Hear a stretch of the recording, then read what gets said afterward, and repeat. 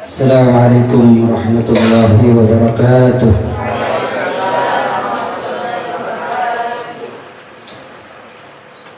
Bismillahirrahmanirrahim.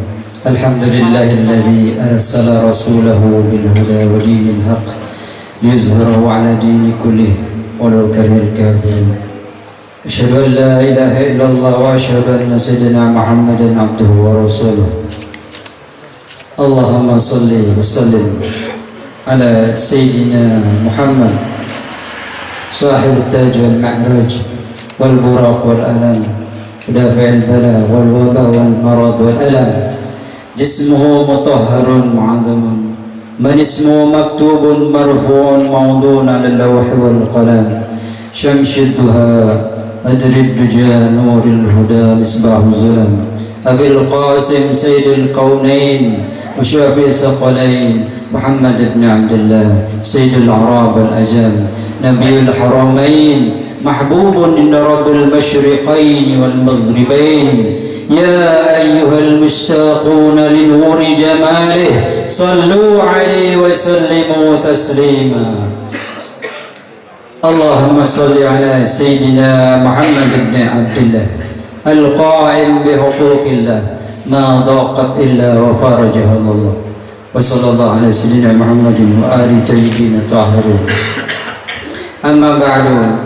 Masyarul hadirin yang sama-sama kita hormati dan kita muliakan, orang yang paling takut kepada Allah Subhanahu wa taala, sebagaimana disabdakan innama yakhsyallaha min ibadihi al-ulama, yaitu para alim ulama, para kiai, guru-guru kita, para ustadz, wabil khusus yang saya kenal sejak lama, Al-Mukarram Ustadz Wahrono Supriyadi MA Hafizahullah Ta'ala, beserta para kiai dan ulama.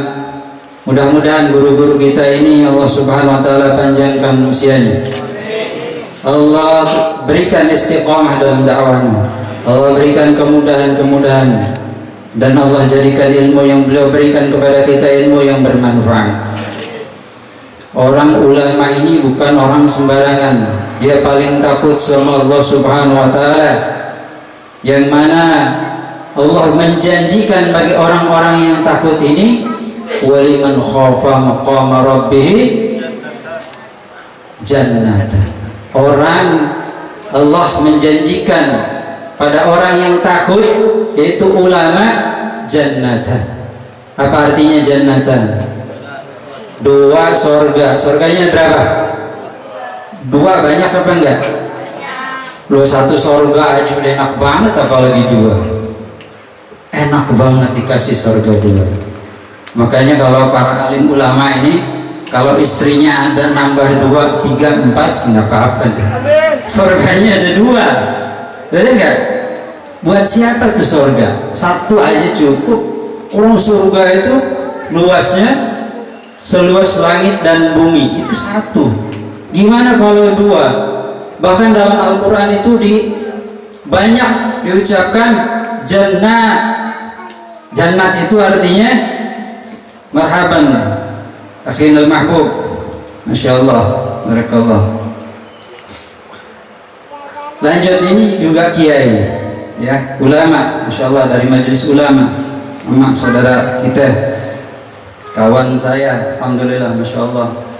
Buat beliau-beliau ini para kiai, surganya banyak, enggak 1, enggak 2, banyak. Ya, coba sekali lagi, buat siapa itu surga? Buat ulama. 1 aja ditempatin udah cukup sebenarnya, tapi Allah kasih banyak tuh jannat. Mau diapain tuh sama kiai? Dikontrakin?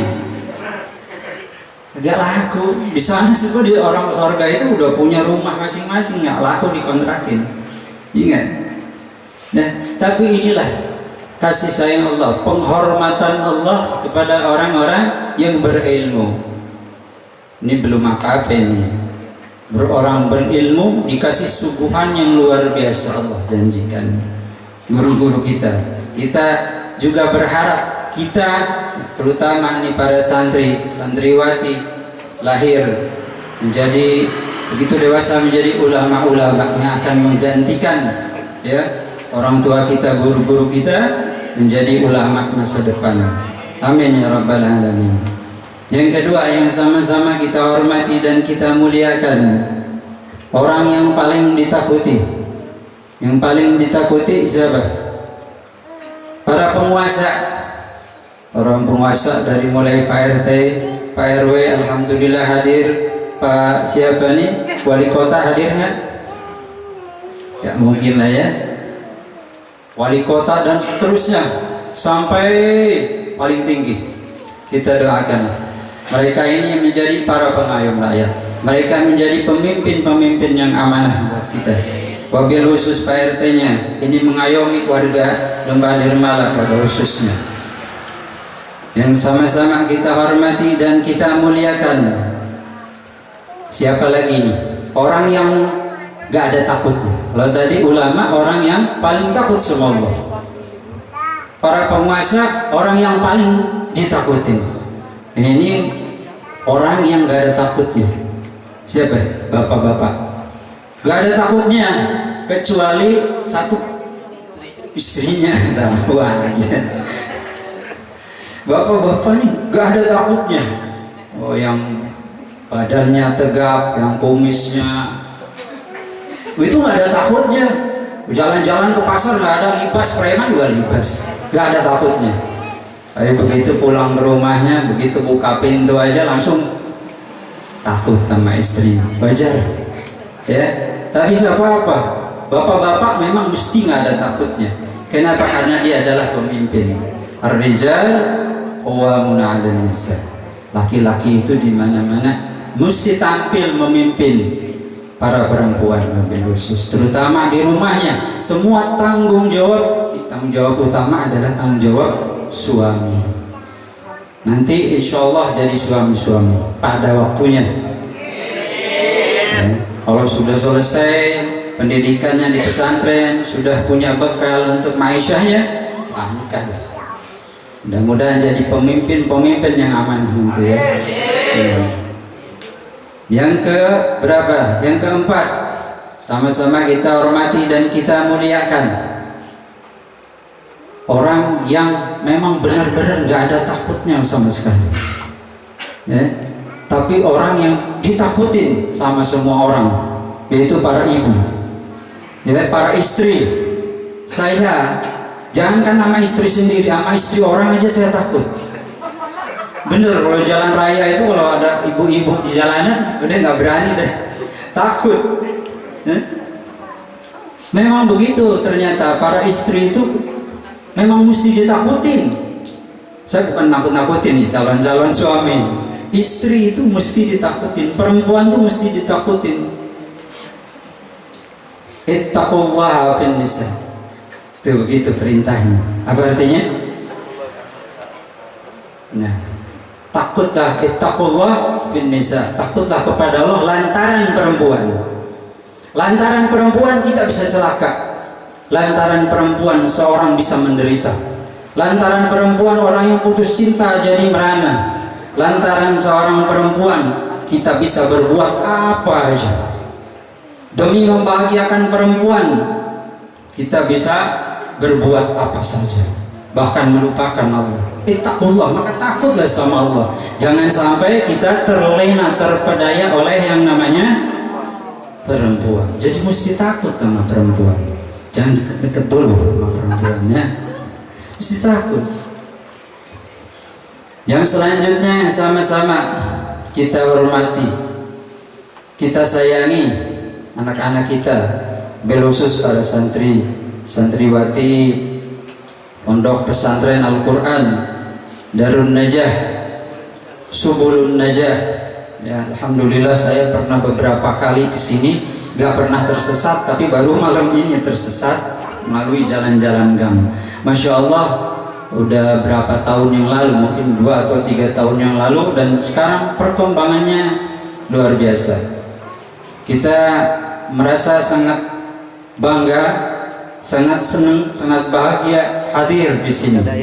Walaupun agak grogi sebenarnya bicara di depan santri-santri. Masya Allah, bagaimana enggak grogi? Luar biasa. Seorang yang dikatakan oleh Allah sebagai ahlullah, ya begitu kan ya, ahlul Quran wa ahlullah wa khas. Orang yang senang sama Al-Quran, mempelajari Al-Quran, berkhidmat pada Al-Quran, itu otomatis sudah diangkat oleh Allah Subhanahu wa Ta'ala menjadi ahlunya Allah, menjadi keluarganya Allah di bumi, dan yang spesial buat Allah Subhanahu wa Ta'ala. Maka saya ngeri sebenarnya di hadapan para santri-santriwati. Ustaz Wahono sering undang saya ke sini, saya nggak berani, terus terang, baru kali ini dipaksa-paksa. Alhamdulillah tetapi sampai di acara ini, terus dikasih judul apa lagi? Itu agak serem-serem juga judulnya ini. Ya, Risalah Cinta Nabi Mencetak Generasi Qurani dalam rangka peringatan Maulid Nabi Muhammad SAW. Saya nggak mau serius-serius biasanya kan serius-seriusnya. Sekarang udah malam, biasanya kalau udah malam males deh. Yang kepikir udah makanan aja deh. Jadi saya mau sederhanain nih pembicaraan malam hari ini oleh dari saya. Biasanya saya menyederhanakan suatu definisi dengan suatu yang mudah diingat. Kita bicara Maulid, kita coba lihat, kita tafsirkan. Kalau kata Ustaz Wahono, kita belajar tafsir, akhirnya sukanya nafsirin apa aja. Ya, menafsirkan huruf-huruf. Nah, kalau Al-Quran kan hurufnya alif, lam, mim ditafsirkan. Kalau ulama alif itu apa, lam apa, mim apa. Nah, kita juga coba tafsir Maulid nih, bahasa Latin ya, tulisan Latin. Hurufnya apa aja? M, A, U, L, I. Ya, lulus ya. Huruf M yang pertama, kira-kira apa yang pas nih untuk menggambarkan Maulid? Mahabbah. Oh, luar biasa saja. Saya sederhana aja, menggambarinnya apa coba bahasa Indonesianya? Makanan. Jadi kalau ada Maulid pasti ada makanannya. Apa ya susah-susah? Kita udah sepakat nih, kita ngomongin yang sederhana aja. Kalau Maulid itu pasti ada makanannya, bener gak? Nih, pokoknya kalau udah acara perayaan Maulid, sudah deh, yang tergambar dari panitia itu sibuk. Yang pertama, makanannya apa nih? Iya nggak? Nggak apa-apa begitu. Karena yang kita pikirin perut nggak apa-apa. Memang perut itu mesti dikasih. Itu rezeki dari Allah banyak. Tinggal kita mau makan kenyang boleh. Ya, bukan nggak boleh, makan kenyang boleh, tapi jangan sampai kenyangan. Bahkan Nabi memerintahkan sahabatnya udah terus makan, minum. Nah, Sayyidina Abu Hurairah dia dikasih minum susu sampai kenyang. Itu Rasul tuh. Senang melihat sahabatnya senang. Dan kita juga senang melihat santri dapat makanan yang apa tuh? Kalau santri itu biasanya ada perbaikan gizinya.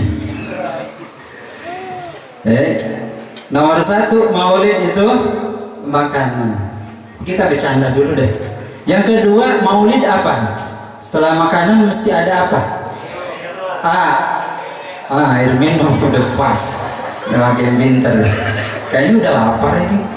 Nggak apa-apa sambil dimakan, nggak apa-apa. Kalau boleh ya di sini jangan sampai kotor. Air minum. Oke, kita persingkat. Nomor 3 huruf yang ketiga apa? Uang. Ada matre nih tadi. Makanan, air. Kalau ada Maulid nggak ada huruf U-nya, ini nggak jadi deh Maulidnya. Apa itu? Ustaz. Seuang. Ustaz. Mesti ada deh. Akhirnya Ustaz Wahono nyari ustaznya, banyak ustaz ya. Mau yang ustaz betulan, ustaz KW, ustaz kaleng-kaleng banyak. Udah pokoknya ustaz aja. Pokoknya Maulid gak sah kalau nggak ada ustaz. Oke, yang ketiga, yang keempat, L apa tuh? Hah? Nih, kalau nyari Ustadz Maulid katanya mestinya nih kalau di kampung saya itu harus yang L, yang lucu. Ya Allah, kalau mau lucu Sule aja kasih kopiah tuh. Sule, terus Bang Madit, siapa lagi tuh? Akri, udah lucu, nggak apa-apa.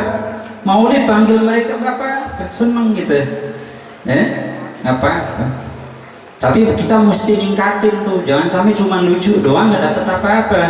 Makanya ada huruf yang berikutnya apa tuh? Itu dia tuh ilmu, pas ya. Jadi selain lucu mestinya juga ada ilmunya. Tuh begitu tuh kriteria kalau mau ngadain maulid. Makanan, air udah.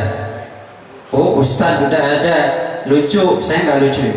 Saya nggak mau jadi ustadz lucu.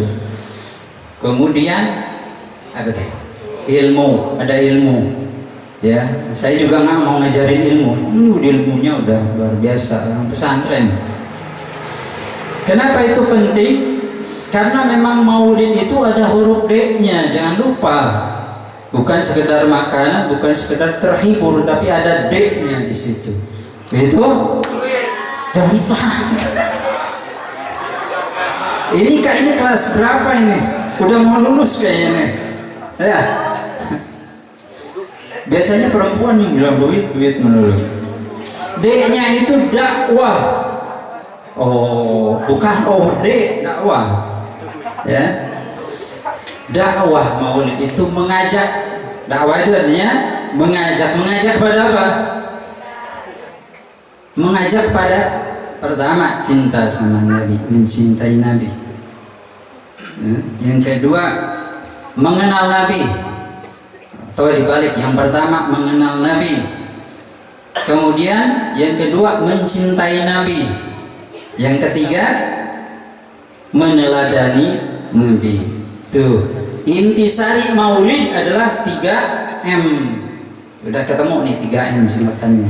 Apa? Yang pertama mengenal Nabi Shallallahu Alaihi Wasallam, di mana dalam perayaan maulid selalu dibacakan rawi. Ya, rawi itu kan berisi kisah-kisah. Ya, cuman dalam bahasa Arab. Ya, bagi santri sih udah tahu dah artinya itu. Walaupun nggak tahu, biasanya nanti dijelasin. Ya, bagaimana mengenal Nabi secara lebih mendalam.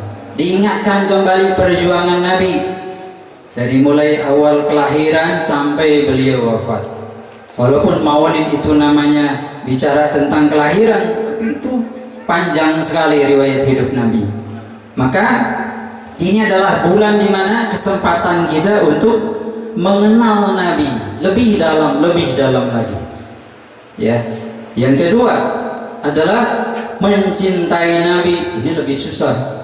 Kalau tadi mengenal Nabi itu mungkin kita bisa baca, kita bisa dengar ceramah, kita bisa tanya. Tapi mencintai Nabi itu sudah anugerah yang luar biasa, yang terhujam ke hati kita.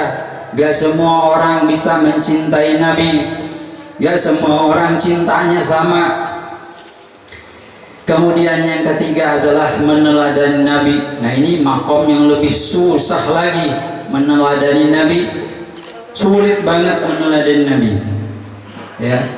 Jadi ini pengertian maulid. Ini udah setengah jam. Kita belum nih sebenarnya, baru pengertian. Saya percepat ya. Kayaknya kalau udah malam paling juga 5 menit lagi udah selesai kita.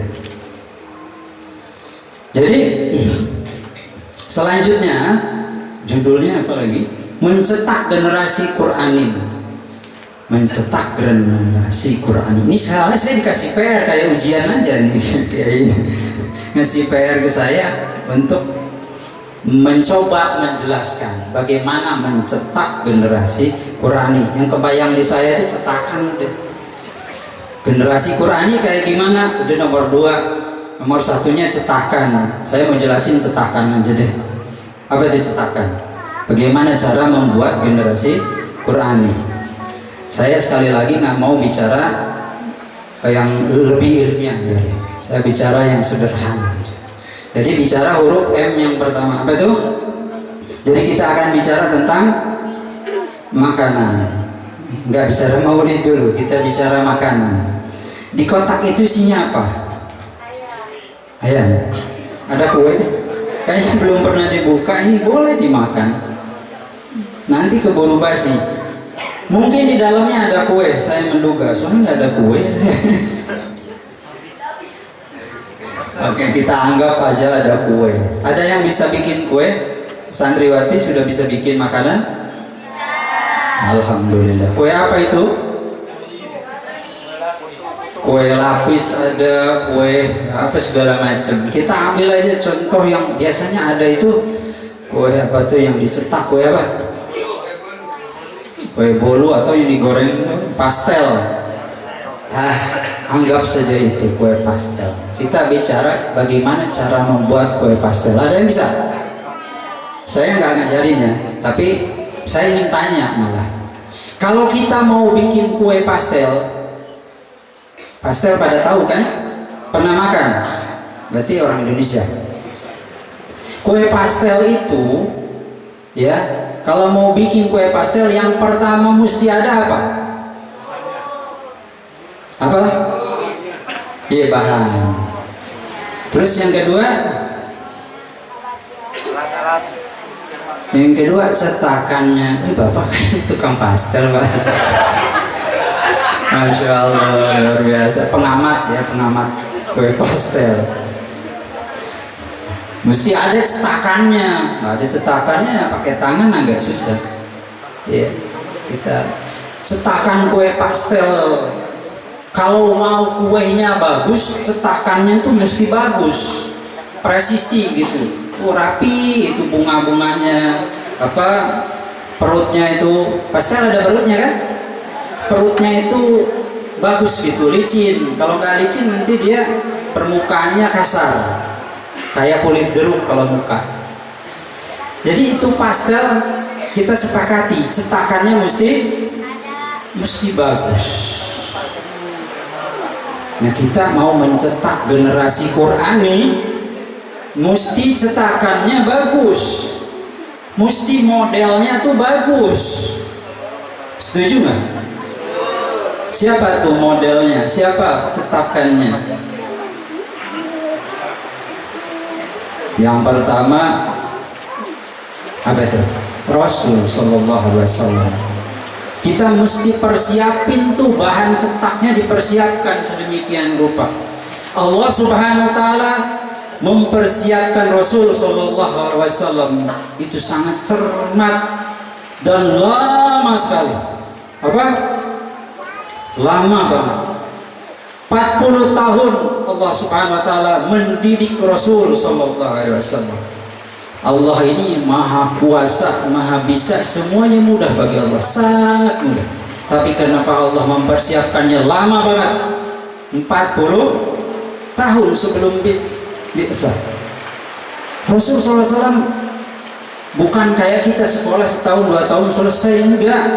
40 tahun dididik oleh Allah Subhanahu Wa Taala. Dan ada Bani Rabi, Allah telah mendidikku dengan sebaik-baiknya pengajaran. Gak ada yang lebih baik dari Allah Subhanahu Wa Taala. Tapi kenapa itu berlangsung lama banget? 40 tahun. Agar mempersiapkan waktu yang cukup. Nah, ini teladan buat kita.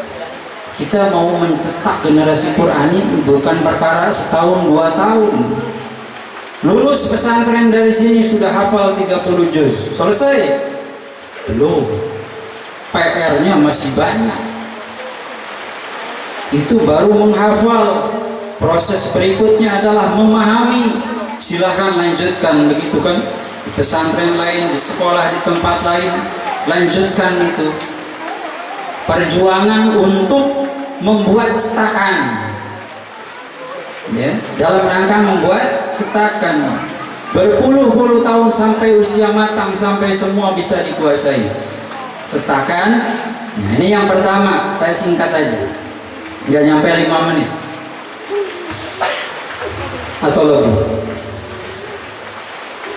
Yang kedua, bahan, betul Pak ya? Bahan. Bahan untuk membuat pastel itu tadi terigu, terus kentang dan lain sebagainya. Itu bahannya mesti gimana? Itu bahan untuk bikin pastel itu bukan terigu yang sembarangan. Kalau terigunya jelek, pastelnya juga jelek, pecah, retak, bisa jadi itu. Kalau kentangnya sembarangan, busuk dan lain sebagainya, rasanya udah enak. Jadi itu bahan mesti kita pilih yang paling bagus kalau mau pastel yang bagus. Betul begitu? Semua kue begitu. Bahkan kalau bikin kue itu ada yang namanya soda kue, apalagi tuh komposisi gulanya, coklatnya itu mesti seimbang semua. Bahannya nggak boleh bahan yang abal-abal, mesti bahan yang berkualitas. Kalau bahannya udah kadaluarsa nggak jadi tuh kue, nggak ngembang tuh kue, namanya kue bantat. Ya, bahannya jelek. Maka kita kalau mau kue yang bagus mesti bahannya bagus. Begitu juga kita mencetak generasi Qurani, maka bahan-bahannya mesti bagus. Setuju? Apa tuh bahannya? Yang pertama apa?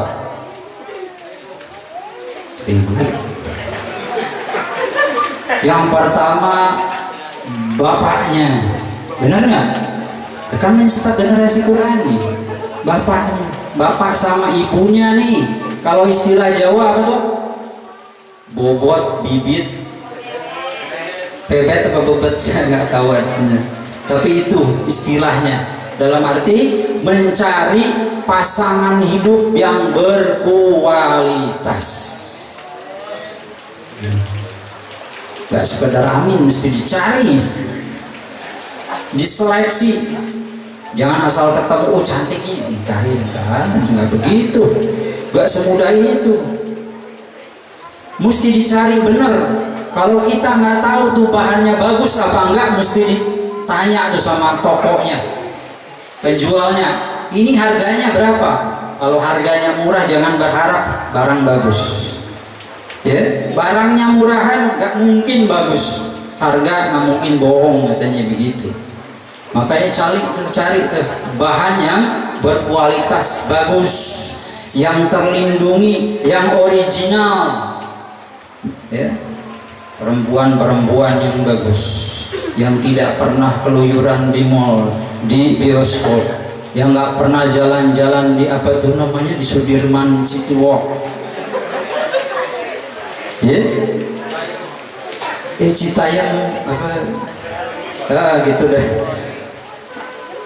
Cari yang selain dari itu deh, jangan alumni sono, mesti alumni pesantren tuh bagus. Udah tahu ya?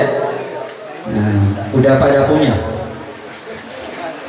Nggak apa-apa, diincer dulu sekarang.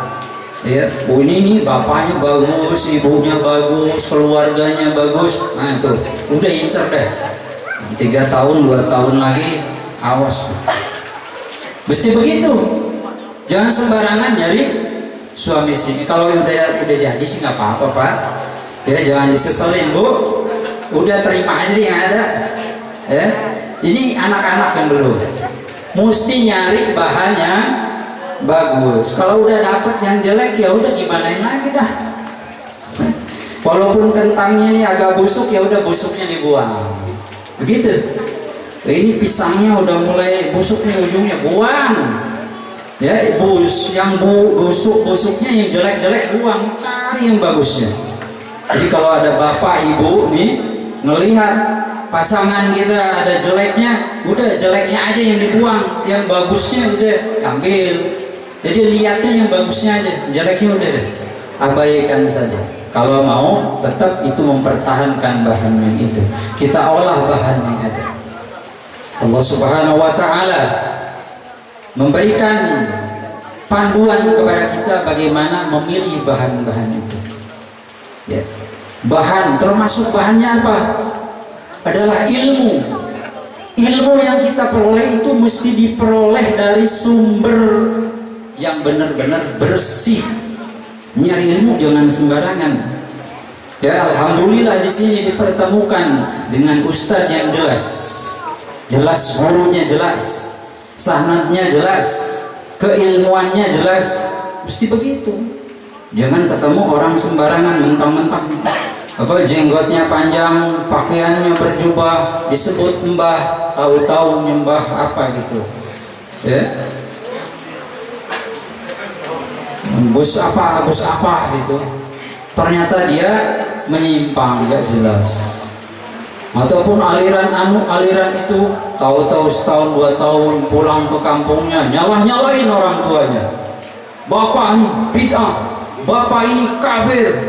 Serem begitu. Kenapa? Salah ngambil sumbernya mesti jelas. Kalau ibarat kita mau minum di rumah nih, mau minum, kita udah punya gelas yang bagus, tapi bagaimanapun gelasnya bagus, kalau airnya kotor itu nggak layak minum itu. Ataupun gelasnya udah bersih, airnya udah bersih, tapi pipanya jelek, pipanya kotor, itu air yang ditampung di gelas juga nggak bakal bagus. Ya, itu dalam pemilihan bahan-bahan itu mesti begitu tuh. Ini kalau kita bicara cara bikin pastel. Maka yang ketiga, bahan cetakan. Yang ketiga adalah caranya. Ya. Cara membuat pastel itu jangan salah. Ada pakem-pakemnya, ada kaedah-kaedahnya. Yang pertama, jangan sampai itu terigu nggak dicampur sama air. Gak bisa, dicampurnya sama minyak, beda hasilnya, bukan pastel. Apalagi minyaknya minyak oli, gak bisa. Ada cara-caranya, betul nggak? Jadi bikin pastel tuh mesti ngikutin ilmunya. Ada gurunya, gak bisa ngarang. Ada guru. Nah, kalau bikin pastel aja ada gurunya, bagaimana ini kita mau mencetak generasi Qur'ani? Mesti ada caranya. Belajar dari gurunya, dikasih tahu nih caranya begini. Nah, cara itulah yang harus kita ittiba kepada Rasul sallallahu alaihi wasallam. Tadi disampaikan oleh ustaz kita, laqad kana lakum fi Rasulillahi uswah hasanah. Ada uswah, ada keteladanan, ada pelajaran yang Allah titipkan kepada Rasul sallallahu alaihi wasallam. Ini yang mesti kita gali, kita ikutin caranya Rasul. Bagaimana caranya Rasul berkehidupan? Rasul sallallahu alaihi wasallam menjalani hidup sebagai seorang suami, menjalani hidup sebagai seorang ayah, menjalani hidup sebagai seorang pemimpin. Semuanya ada caranya. Itu yang mesti kita cari caranya. Bagaimana cara Rasul duduk, bagaimana cara Rasul minum, dan lain sebagainya. Bagaimana cara Rasul berusaha, bagaimana cara Rasul mencari nafkah, dan lain sebagainya. Bagaimana menginfakkan hartanya. Itu semua ilmu-ilmu, cara-cara dari Rasul SAW. Dari mulai kita lahir sampai mati, caranya mesti ittiba sama caranya Rasul SAW. Kalau nggak begitu, nggak bakalan diterima sama Allah. Mau ibadah apapun, caranya menyelisihi caranya Rasul, nggak bakal diterima. Ya, jelas ini. Sampai-sampai Imam Al-Haddad, Al-Habib Abdullah bin Alwi Al-Haddad, itu mengklaim dirinya telah melaksanakan semua sunnah-sunnah, semua pedoman-pedoman Nabi, karena beliau adalah seorang yang alim, seorang yang soleh. Di akhir tuanya beliau katakan, ma min sunnatin sannaha biha Rasulullah sallallahu alaihi wasallam illa wa ana arju qad fa'altu. Tidak ada satu sunnah pun yang pernah dilakukan oleh Rasul sallallahu alaihi wasallam melainkan aku, kata Habib Abdullah Al-Haddad, telah melaksanakannya sebisaku. Bayangkan, ada berapa sunnahnya Rasul sallallahu alaihi wasallam?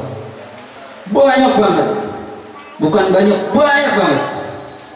Sampai-sampai para imam-imam ulama-ulama mencoba menghitung sunnah Nabi dalam sholat.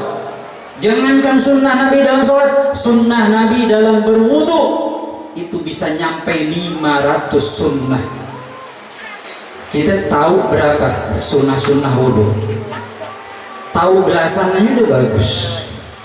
Sunnah wudu. Kalau Abdullah bin Husain bin Thahir itu dalam perjalanan beliau ke Mesir, beliau menghitung di perjalanannya, itu menghitung sunnah-sunnah Nabi itu lebih dari 500 sunnahnya wudu. Jadi sekali lagi nih, kita mengaku cinta sama Nabi, tahu sunnahnya Nabi, coba deh satu persatu ibadah kita pretelin apa sunnahnya. Sunnahnya wudu paling juga 10 kita tahu, itu juga yang 10 kita nggak ngikutin.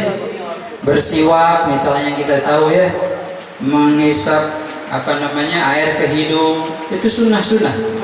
Baru 2 tuh, saya juga nggak tahu bisa 11, apalagi sampai 500. Kalau sudah tahu sampai 500, bisa nggak kita ngelaksanainnya? Itu bab wudhu doang, belum bab sholatnya.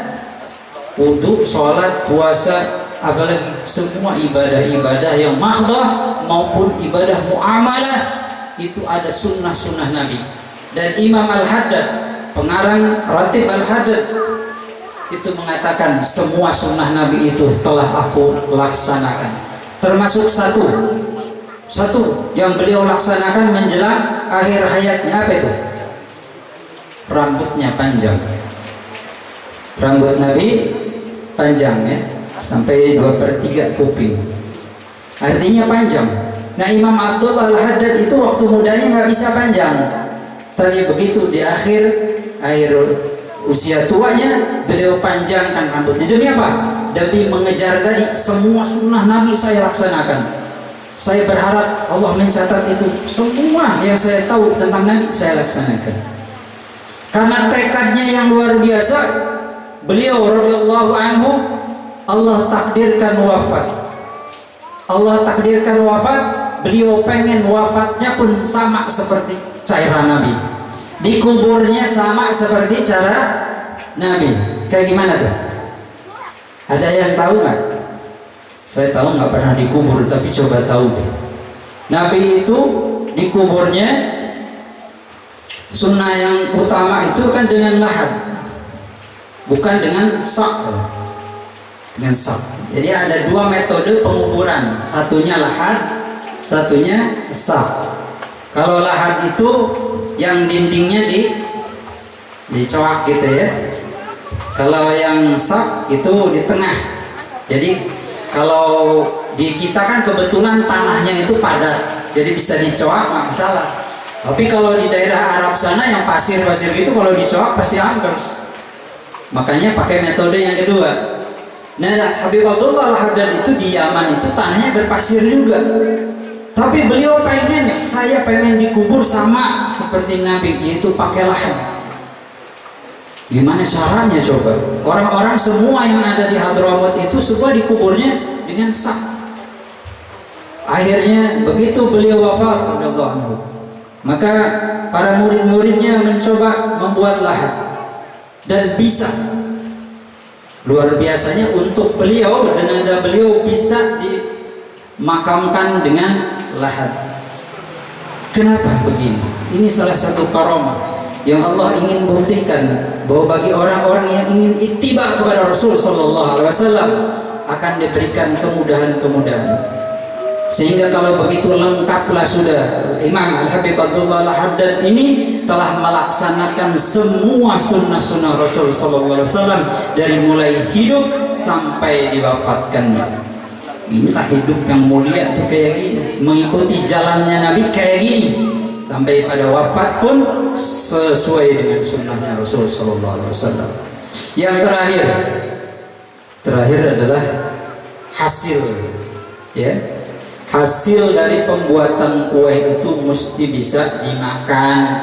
Sia-sia udah cetakan bagus, bahan bagus, caranya bagus, digoreng, tahu-tahu nggak bisa dimakan, jadi pajangan doang.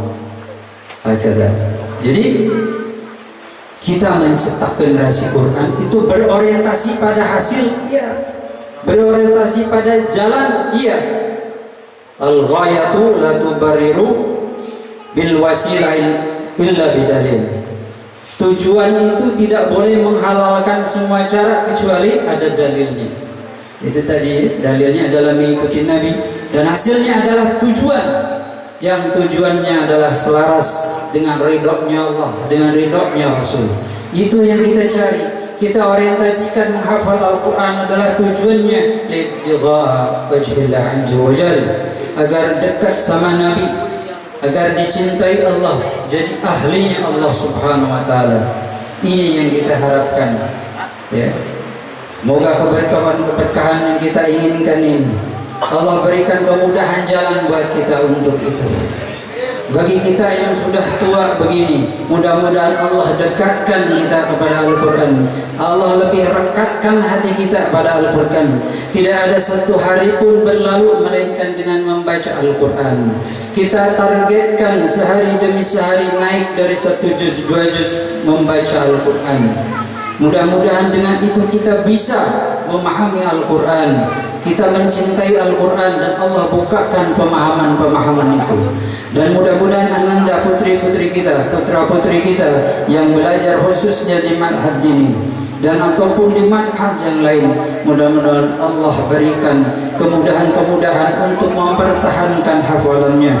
Allah berikan kefahaman-kefahaman, Allah bukakan futuh bagi hatinya, bagi basirahnya. Ala hadinya wa kulli niyatin salihah wa hadratin Nabi sallallahu alaihi wasallam. Al-Fatihah.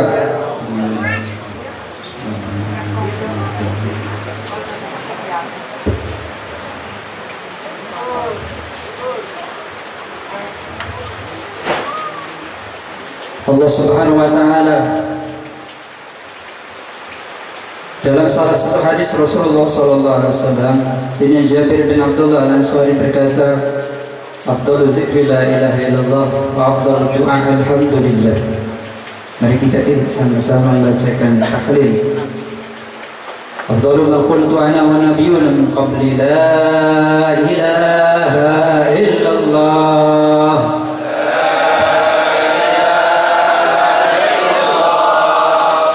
La ilaha illallah.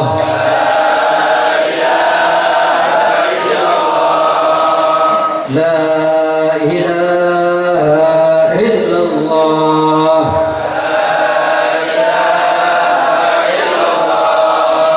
Muhammadur Rasulullah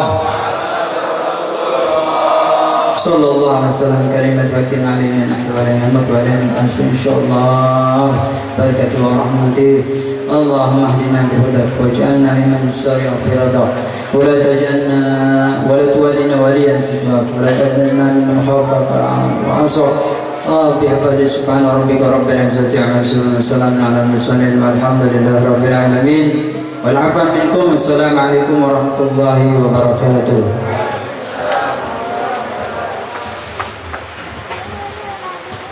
Terima kasih kita ucapkan kepada Habib Muhammad bin Abdullah Al-Hadi MA yang telah menyampaikan ilmunya kepada kita semua. Semoga kita bisa mengamalkan dalam kehidupan kita sehari-hari. Amin ya rabbal alamin. Jemaah sekalian yang dimuliakan Allah Subhanahu wa taala, dan akhirnya doa tadi, maka acara pada malam hari ini telah selesai. Saya sebagai MC akan mengundurkan diri. Lebih dan kurangnya mohon maaf. Assalamualaikum warahmatullahi wabarakatuh.